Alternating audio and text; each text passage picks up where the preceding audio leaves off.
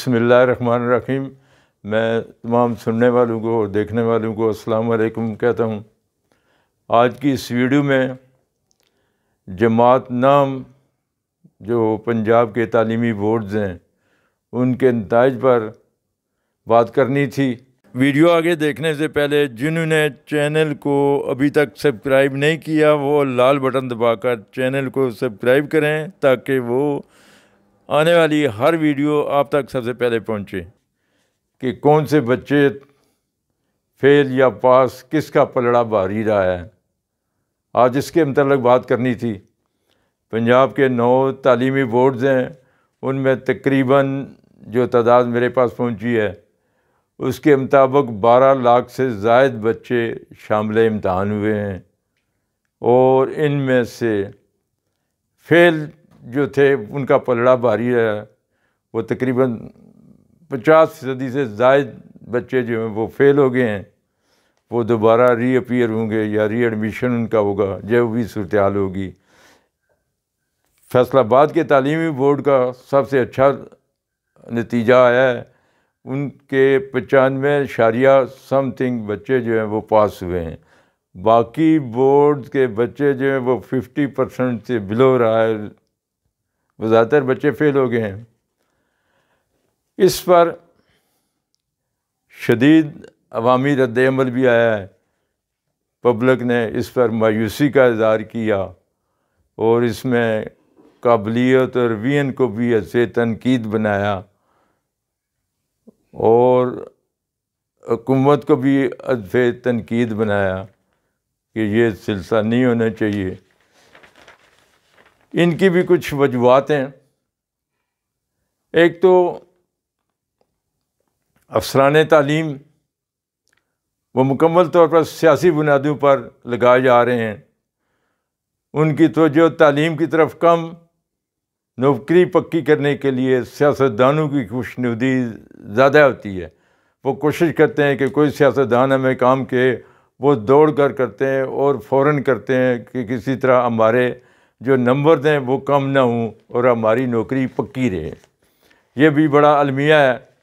اس کے علاوہ ایک اور بات جو آ رہی ہے کہ ہمیشہ جو بھی حکومت آئی ہے 75 سالوں سے میں دیکھ رہا ہوں کہ تاریخ کے حوالے سے بھی یا جس طرح بھی ہے جو بھی معلومات ہیں، ہمیشہ حکومت جو بھی رہی ہے اس نے 40% اسامیاں خالی رکھی، کیونکہ جو بجٹ کا وہ اناؤنس کرتے ہیں کہ جب ہم نے اتنے لاکھ روپے، اتنے کروڑ روپے، اتنا بجٹ دے دیا ہے، اتنا زیادہ، اتنی پرسنٹیج وہ بتاتے ہیں، اور اس کو یوٹیلائزیشن کے لیے وہ کیا کرتے ہیں کہ 40% اسامیاں، چاہے وہ گریڈ 17 کی ہیں چاہے 18 کی ہیں، جو بھی ہیں جس کیٹیگری میں 40% اسامیاں خالی رہتے ہیں تاکہ وہ بجٹ جو ہے نیکسٹ یوٹیلائز کر دیا جائے یا کسی اور کھاتے میں اس کو یوٹیلائز کیا جائے۔ تو یہ ہمیشہ رہا ہے جس کا اثر وہ تعلیمی اداروں میں پڑتا ہے۔ آج بھی پنجاب کے تقریباً 40% سے زائد تعلیمی ادارے ایسے ہیں جو سربراہان مدرسہ سے خالی ہیں، جہاں ان کی تقرری ہونی ہے وہ نہیں ہو رہی ہے۔ کیا وجہ ہے؟ آج پروموشن کی ڈی پی سی ہوگی، کل ہوگی، ڈی پی سی نہیں ہو رہی ہے۔ یہ بڑا ہمارا المیہ ہے کہ حکومتی حوالے سے جتنی بھی تاخیر ہو سکتی ہے، جو بھی تاخیر ہو سکتی ہے وہ کرنے کے لیے تیار ہیں اور کرتے رہے ہیں یہ ہمیشہ۔ اور اس کا نتیجہ کیا ہوا ہے کہ آج یہ ہماری بڑی تعداد جو ہے وہ بچوں کی فیل ہو چکی ہے۔ اس کے علاوہ جو گزشتہ سالوں میں جو کچھ ہوتا رہا ہے وہ بھی ایک المیہ رہا ہے کہ حکومتی حوالے سے وہ تمام بچوں کو پاس کر دیا جاتا تھا کہ ہمارا ڈراپ آؤٹ ریٹ جو ہے وہ انکریز رہے اور ہم بیرونی ممالک کو یہ دکھا سکیں کہ پہلے ہمارا ڈراپ آؤٹ ریٹ اتنا تھا، اب ہم نے اس کو ڈیکریز کر دیا ہے، اب جو وہ 1% رہ گیا یا 1.5% رہ گیا۔ یہ بھی ایک المیہ رہا ہے کہ کسی طرح وہ ڈراپ آؤٹ ریٹ کو انکریز کرنے کے لیے، اپنے معاملات کو سیدھا کرنے کے لیے تمام بچوں کو یہ پہلی سے لے کر 8th کلاس تک سب بچوں کو پاس کر دیا جاتا تھا۔ وہ آگے جا کے پھر وہ زیرو ہو جاتے رہے۔ اس کے علاوہ اساتذہ کو بیگار پر لگا دیا جاتا ہے۔ جتنے بیکار اساتذہ کو دیے جاتے ہیں میرے خیال میں کسی اور ڈپارٹمنٹ کے پاس نہیں ہوتے. وہ اپنی ڈیوٹی کے علاوہ دیگر ڈیوٹیاں جو ہیں، دیگر جو فرائض ہیں وہ سر انجام دیتے ہیں. کیا جی یہ نیشنل کاز ہے، یہ قومی کاز ہے، یہ ادھر جائیں، نہیں جائیں گے تو ہم یہ کر دیں گے، جائیں گے تو ہم یہ کر دیں گے.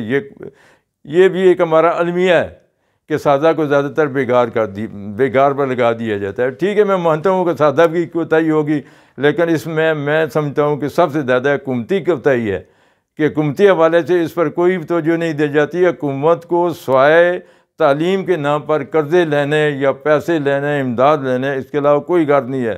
جب امداد مل جاتی ہے تو اس کے بعد تمام معاملات جو ہیں وہ اسی طرح ہی ہو جاتے ہیں، وہ پتہ نہیں کدھر جاتی ہے. ابھی بھی فلڈ آیا، فلڈ ریلیف کے نام پر تعلیمی ادارے تباہ ہو گئے جی، ڈوب گئے ہیں، کمرے گر گئے ہیں، بچوں کی یہ صورتحال ہوگی اور اس پر پیسے لیے جائیں گے. یہ پیسے تعلیم پر خرچ نہیں ہوں گے، نہ تعلیمی اداروں کی عمارتیں بنیں گی، یہ کسی اور حوالے سے بنیں گے. وہاں FTF ہے، وہ بنائیں گے جی، یہ کریں وہ کریں، اور یہ پیسے کسی اور مد میں جائیں گے. تو یہ ہمارا ہمیشہ سے المیہ رہا ہے. اس کے علاوہ بہت سے بچوں نے یہ بھی شکایت کی ہے، والدین نے بھی شکایت کی ہے کہ ہم نے بورڈ میں اپنی ڈویژن امپروو کرنے کے لیے یا رزلٹ کارڈ دوبارہ بنانے کے لیے یا کوئی ری چیکنگ کے لیے ہم نے مجوزہ فارم و فیس بھی جمع کرائی ہے، لیکن بورڈ کے چکر لگا کر ہمارے درخواستوں پر کوئی غور نہیں کیا جاتا. تو یہ بھی ایک المیہ ہے کہ چاہیے تعلیمی بورڈ کے ذمہ داران جو ہیں وہ اس پر توجہ دیں کہ بچوں کا کوئی مسئلہ ہے، کوئی ایشو ہے تو اس کو فوری طور پر حل کریں، نہ کہ اپنی نااہلی اور بد انتظامی کو فروغ دیں. اس پر توجہ دینی چاہیے. اس کے علاوہ میں نے گزشتہ ویڈیوز میں کہا تھا کہ اب امتحانی سسٹم کا جو طریقہ کار وہ تبدیل کر دیا گیا ہے. پہلے تو سالانہ امتحان ہوتا تھا، اس کے بعد سپلیمنٹری ہوتا تھا، اب وہ فرسٹ اینول اور سیکنڈ اینول کا نام دے دیا گیا ہے. اگر کوئی بچہ 50% سے یا کم نمبر لیتا ہے یا ای گریڈ لیتا ہے، ڈی لیتا ہے، یا کسی وجہ سے وہ اپنے مارکس امپروو کرنا چاہتا ہے تو اس کو 4 چانس دیے جائیں گے اور وہ اپنی مجوزہ فیس جمع کرا کر وہ اپنا یہ چانسز اویل کر سکتے ہیں.